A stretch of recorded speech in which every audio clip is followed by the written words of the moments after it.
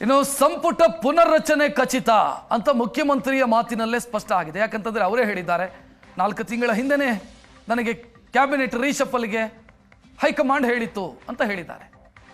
ಇದರ ಬೆನ್ನಿಗೆ ಹಲವು ಮಂದಿ ಸಚಿವರಿಗೆ ಈ ಬಾರಿ ಕ್ಯಾಬಿನೆಟ್ನಿಂದ ಅವರನ್ನು ಹೊರಗಿಡುವಂತ ಸಾಧ್ಯತೆಗಳು ಕೂಡ ಕಾಣಿಸ್ತಾ ಇದೆ. 2.5 ವರ್ಷಗಳ ಕಾಲ ಅಧಿಕಾರ ಅನುಭವಿಸಿದಂತ ಸಚಿವರಿಗೆ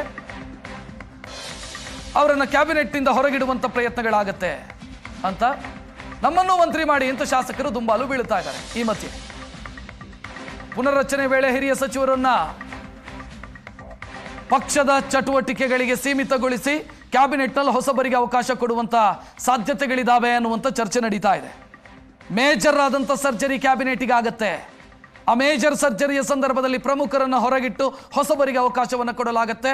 ಯಾವ ರೀತಿ ಸಿದ್ದರಾಮಯ್ಯ ಅವರು ಮುಖ್ಯಮಂತ್ರಿ ಆಗಿದ್ದಂಥ ಮೊದಲ ಅವಧಿಯಲ್ಲಿ ಮಾಡಿದ್ರು, ಹೊಸಬರಿಗೆ ಅವಕಾಶವನ್ನು ಕೊಟ್ಟು ಹಿರಿಯರಿಗೆ ಕೋಕ್ ಕೊಡುವಂಥ ಪ್ರಯತ್ನ ಆಗಿತ್ತು ಆ ಸಂದರ್ಭದಲ್ಲಿ. ಅದೇ ರೀತಿ ಈ ಬಾರಿಯೂ ಆಗತ್ತೆ ಅನ್ನುವಂಥ ನಿರೀಕ್ಷೆ ಇದೆ. ಅದಕ್ಕಾಗಿ ಶಾಸಕರು ಪ್ರಯತ್ನವನ್ನು ಮುಂದುವರಿಸಿದ್ದಾರೆ.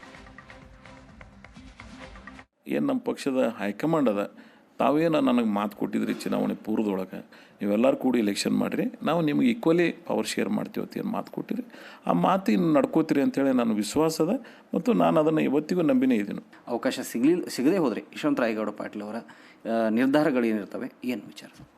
ನೀವು ಅದನ್ನು ಈ ನಿರ್ಣಯ ಮುಗಿದ ನಂತರ ವೆರಿ 24 ಅವರ್ಸ್ನಾಗ ನಾನು ನಿಮ್ಮ ಮುಂದೆ ಬರ್ತೀನಿ, ಭಾಳ ಸ್ಪಷ್ಟ ನಿರ್ಣಯದಿಂದ ಇರ್ತೀನಿ. ಅವತ್ತು ಈ ಜಿಲ್ಲೆ ಜನ ಭಾಳ ಸಮೀಪದಿಂದ ನನ್ನ ರಾಜಕಾರಣವನ್ನು ಗಮನಿಸಿದ್ದಾರೆ.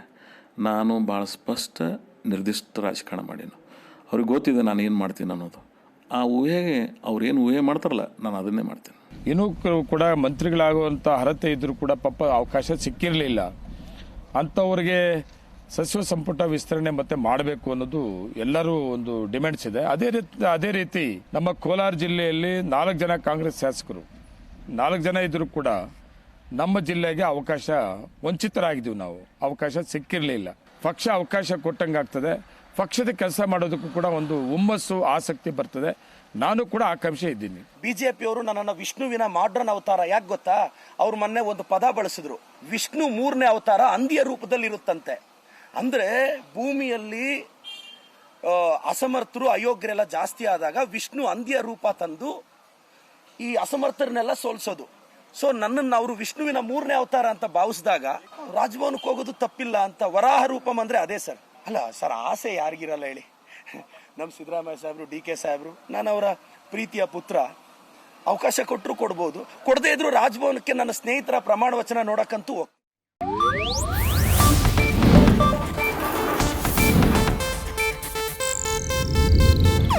ಇದು ಏಷ್ಯಾನೆಟ್ ನ್ಯೂಸ್ ನೆಟ್ವರ್ಕ್ ಪ್ರಸ್ತುತಿ.